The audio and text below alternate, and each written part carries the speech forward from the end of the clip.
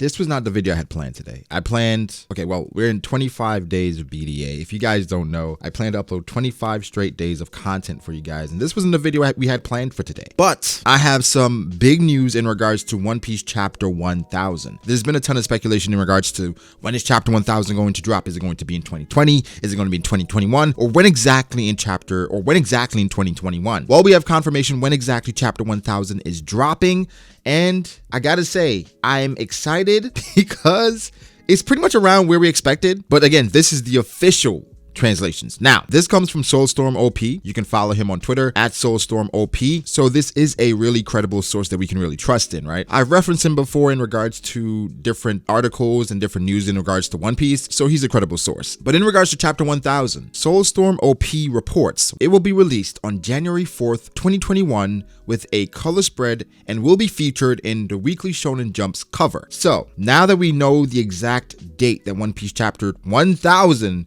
will be released, this also gives us an indication as to when it will be released for us. When I mean for us, people that get access to these things a bit early. You guys know what I'm talking about in regards to the scans. The scans should drop a week earlier, more than likely. So officially, well, unofficially, we will get Chapter 1000 in 2020. Unofficially, because officially January 4th. So I know there are a bunch of breaks in between in regards to Christmas and New Year's leading up to it, but normally what happens is that a chapter drops like a week or sometimes 2 weeks before the new chapter drops in the new year. People are saying that the chapter is going to drop more than likely the week before, so more than likely that'll be in 2020. What does this mean? Well, we get Chapter 1000 in 2020. If you've just started reading One Piece, or even still, you guys should understand the significance of One Piece having 1000 chapters. I've mentioned this before. Not a lot of stories or mangaka have gotten the opportunity to get to Chapter 1000. Even Naruto, who we felt like could have went 1000 chapters, it got to what, 700? And towards the end, some people were kind of over it. Bleach, how that somewhat got wrapped up too quickly. I mean, not somewhat, it definitely got wrapped up too quickly. Getting into Chapter 1000 while maintaining the quality and being at the top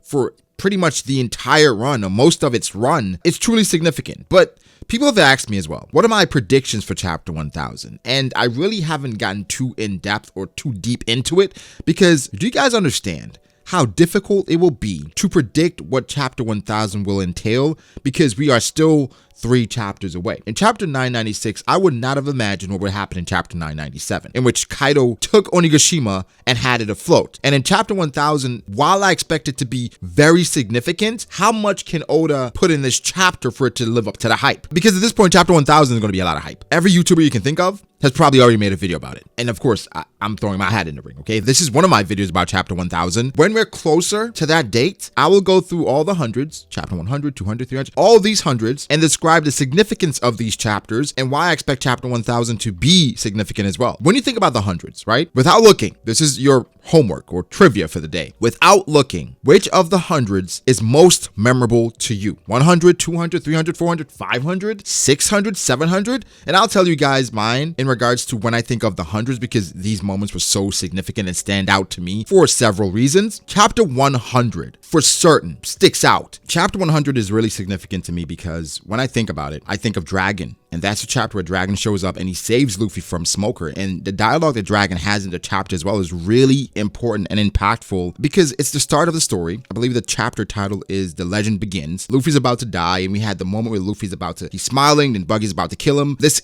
gives us a representation, early representation of what it means to be a D-Clan member. But again, Dragon's words are really significant because Smoker looks back, he's like, you? Then he says, the government's after your head. Then Dragon says, the world is waiting for our answer. Then it seems like he's speaking to Luffy saying, go ahead if that's your way. Smoker asked him, why are you helping that guy? And then Dragon responds and says, what reason would I have to get in the way of another man's voyage? In a chapter like that, especially when you're as deep into One Piece as a lot of us are at this point, 997 chapters in, you start to understand more of what Dragon meant. The world is waiting for our answer. Our answer could be either the revolutionaries in regards to declaring war, or either the D-Clan. Like, how will we respond to everything that's transpired from the Void Century and the ancient history, right? And then Dragon talking about freedom and Luffy taking this route as opposed to revolutionary, he's okay with that because either way, he's doing things on his own terms, which I would imagine for Dragon, that's an issue he has with his father, Garp operates on his own terms, from what we know, right? Where Garp doesn't want to be an admiral for that specific reason. But for Dragon from the outside looking in, Garp is the face of the Navy, right? Maybe not now, but for a long time, he was the hero of the Navy. And for him being the hero, there are certain obligations that come with him being a vice admiral even. And I'm sure for Dragon, probably learning of the ancient history, knowing what he knows, would not agree with his father. Obviously, they're on opposite sides right now, even though they do correspond.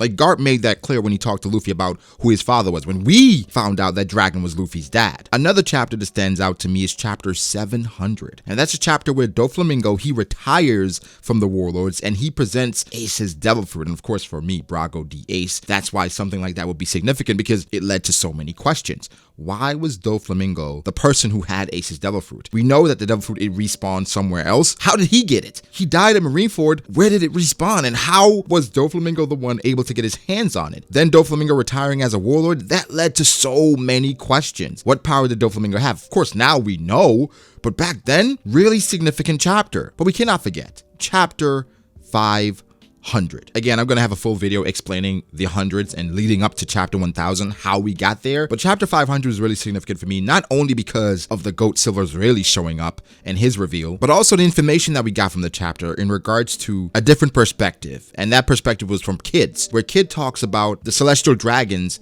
and how they've carved out and created the evil that lurks within the world. Kid specifically says, compared to the mighty and their simple, pure hearts, the world's villains are much more humane. Scum rule the world and give birth to more scum. Don't they know that? We may mean to do harm, but we're sort of cute by comparison. Aren't we, Killer? And Killer responds, definitely. So again, that stood out to me, especially when I go back and read the chapter, because now we know so much about the Celestial Dragons and what they stand for and what they do and how they operate. When you think about Kid, you know, killing civilians from time to time, when you compare them to the Celestial Dragons and the world government committing genocide, I mean, come on, it's cute, literally cute. In comparison to him killing a few people. Again, that's still terrible, but they constantly kill people, enslave people, take whatever they want. Oda does this where he gives you an idea without actually delving into it, without actually specifically spelling it out. When you think about the Wano scene with the baby and the mom, she's about to kill her baby, and Oda doesn't show the baby being killed, but it tells a story. It paints the picture, and it just shows you just how dark and just how desperate people are, in which she's willing to kill her baby because of how bad things are going. So it's a really dark message, and Oda does that from time to time without specifically saying it. So based off of that, based off of these chapters that I just laid out, chapter 1000 will be great. Now, again, quick predictions in regards to chapter 1000. I gotta say, I don't know, because I was thinking maybe a Marine shows up. That would be a great reveal, but is that enough for chapter 1000? Maybe the reveal of Kaido, what he actually is, his race, because again, it's for some people, it's 50-50. Kaido's a dragon or he has a dragon devil fruit, and I'm really okay with people feeling that way because it's really hard to tell. Oda hasn't specifically come out and said exactly what he is, and he's saving it for a reason. That would be a huge thing. Maybe some more Rocks information, a return from someone that was part of the Rocks. Rocks did vanish. He's supposedly dead. What if Rocks comes back? What would that mean for the fight that they have right now? I mean, I think they're closing the gap rapidly in regards to how they can defeat Kaido and Big Mom. But if someone else shows up on the other side, things may prove to be dire. There was a chapter in the hundreds in which it felt like everything, all hope was lost, even though we didn't think that. Maybe that happens, in which Kaido decimates Luffy, Kid, and Zoro. You know, and at the end of chapter 1000, we're like, okay, what? Right? Because a lot of people feel like the raid will fail, but at this point, we're in the final stages, I think. Not final, but final, okay? Because we're on this floating island, and Kaido plans to take this island and land it on people. So therefore, it's a countdown without an actual countdown. So we're gonna have this fight happening on this floating island with Kaido using his flame clouds to do so. People were speculating that Kaido drops the island on the capital, then Yamato or even Momo helps to prevent Kaido from destroying the people. Something that was always clear, that the people had to see what was going to happen. Either Kaido landed right in front of them in the capital, or they have to see the fight go down. So this makes a lot of sense to me, but how can Oda live up to the hype of chapter 1000? Again, even Shonen Jump has been hyping it up. They mentioned chapter 1000 even a couple months back, saying this is the best time to catch up to One Piece because chapter 1000 is approaching. We're approaching the final arc, final saga. So again, what do I think happens? I legitimately think something dire happens in regards to the alliance. A major blow should happen in which we feel like, okay, how can they win with this happening here? Either way, I'm super excited. One Piece chapter 1000 will be out officially January 4th, 2021 with a cover page. I mean, One Piece has continuously proven why it's the GOAT, and every single week when it's not on break, we look forward to it and we read it and we share it. And listen, chapter 1000 might break the internet, right? Again, it's a huge milestone. I'm really proud to be a One Piece fan. Really excited for Oda. That's a major accomplishment. 1,000 chapters, 1,000 straight chapters of heat. But guys, give me your thoughts. What do you think happens in chapter 1000? Are you going to wait till January 4th to read it, or are you gonna, cop that a little earlier, But yeah, give me your thoughts. Make sure to like the video if you did. Subscribe to the channel for more content like this. Follow me on Twitter at BragoDAce. Follow me on Instagram, brogdy.ace. Thank you to my patrons. I appreciate you guys so much. Guys, don't forget to like and subscribe, and I shall catch you in the next one. Peace.